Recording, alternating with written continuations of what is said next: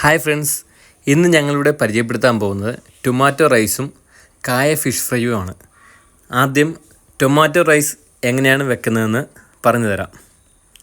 പച്ചരി 1 ഗ്ലാസ്, വെള്ളം 2 ഗ്ലാസ്, തക്കാളി 2 എണ്ണം, സവാള വലുത് 1 എണ്ണം, വെളുത്തുള്ളി ചെറിയ അല്ലി 10 എണ്ണം, ഇഞ്ചി ചെറിയ കഷ്ണം, പച്ചമുളക് 3 എണ്ണം, ഉപ്പ് ആവശ്യത്തിന്, വെളിച്ചെണ്ണ 2 ടീസ്പൂൺ, കറുവപ്പട്ട ചെറിയ കഷ്ണം, തക്കോലം 1 എണ്ണം, ഏലക്ക 1 എണ്ണം, മുളക് പൊടി 1/2 ടീസ്പൂൺ, മല്ലിപ്പൊടി 1/2 ടീസ്പൂൺ, മസാലപ്പൊടി 2 ടീസ്പൂൺ, കടുക് കുറച്ച്, അല്പം ജീരകവും.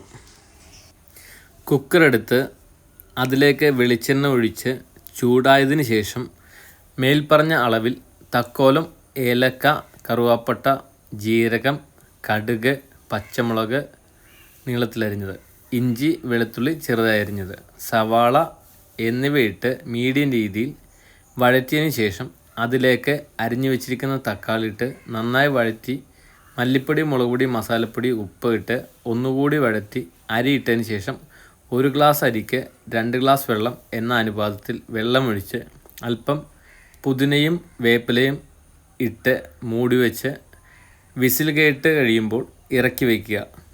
1 വിസിൽ മാത്രം കേട്ടാൽ മതി.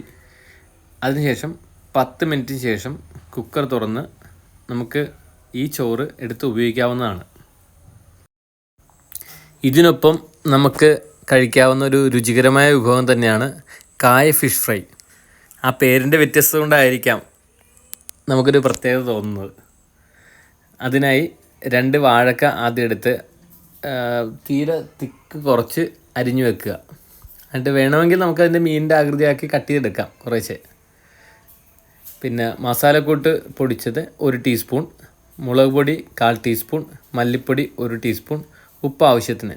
ഇത്രയും എടുത്തതിന് ശേഷം ആ വാഴക്കയും ഇതെല്ലാം കൂടെ നമ്മൾ പുരട്ടി വെക്കുക. പുരട്ടി ഒരു 5 മിനിറ്റ് ശേഷം നമ്മൾ വീഡിയോയിൽ കാണുന്ന പോലെ നമുക്കത് കുക്ക് ചെയ്തെടുക്കാം. കുക്ക് ചെയ്തതിന് ശേഷം നമുക്ക് ഇപ്പോൾ നേരത്തെ വെച്ച് തക്കാളി ചോറിനൊപ്പം കഴിച്ചു കഴിഞ്ഞാൽ അത്രയും രുചികരമായ ഭക്ഷണം വേറൊന്നുമില്ല. നിങ്ങളെല്ലാവർക്കും ഇത് ശ്രമിച്ചു നോക്കാവുന്നതാണ്. തീർച്ചയായിട്ടും എല്ലാവരും ചെയ്യുമല്ലോ, കമൻ്റ് ഇടണേ തീർച്ചയായിട്ടും. എല്ലാവരും ഈ യൂട്യൂബ് ചാനൽ സബ്സ്ക്രൈബ് ചെയ്ത് ബെൽ ബട്ടൺ അമർത്തുക. അപ്പോൾ ഇനിയുള്ള വീഡിയോകൾ കാണാൻ പറ്റും.